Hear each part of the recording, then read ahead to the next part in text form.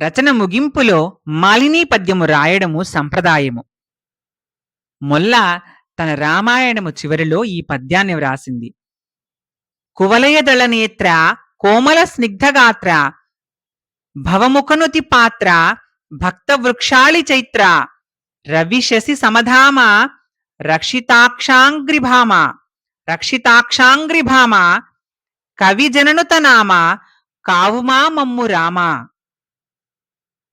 కలువరేకుల వంటి కన్నులు కలవాడా, కోమలమైన స్నిగ్ధమైన శరీరము కలవాడా, శివునిచే స్తుతింపబడేవాడా, భక్తులనే వృక్షాలకు వసంతము వంటివాడా, సూర్యచంద్రుల వంటి ప్రకాశము గలవాడా, పాదస్పర్శతో అహల్య శాపము తీర్చినవాడా, కవులచే స్తుతింపబడే నామము కలవాడా, మమ్ము కావుమా రామా అంటూ మొల్ల రామాయణంలో తను వ్రాసిన రామాయణంలో చివరిగా ఈ పద్యాన్ని వ్రాసింది.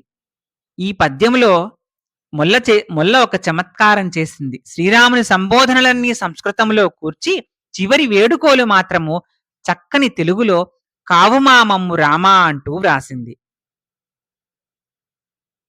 తెలుగు భాష మీద మొల్లకు గల మక్కువ ఇందులో కనిపిస్తుంది. మొల్ల కావుమా నన్ను రామా అనలేదు, కావుమా మమ్ము రామా అని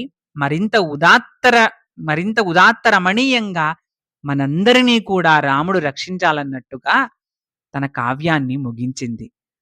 గౌరీశ్వర వరప్రసాదలబ్ధ గురుజంగమార్చన వినోద సూరి జనవినుత కవితా చమత్కరాతుకూరి కేసన శెట్టి తనయ మొల్ల నామధేయ విరచితంబైన శ్రీరామాయణ మహాకావ్యము.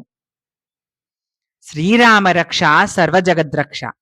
శ్రీరామ శ్రీరామ జయరామ సీతారామ శ్రీరామ. మొల్ల రామాయణం ఈ ఛానల్లో మొదట షార్ట్స్ రూపంలో నేను అప్లోడ్ చేశాను. తరువాత లాంగ్ వీడియో ఫార్మాట్లో మిగిలిన భాగాల్ని అప్లోడ్ చేశాను. ఆసక్తి ఉన్నవారు మొల్ల రామాయణం భాగాలన్నీ కూడా చూడగలరు. చూసి మీ అభిప్రాయాన్ని కామెంట్ సెక్షన్లో తెలియజేయండి.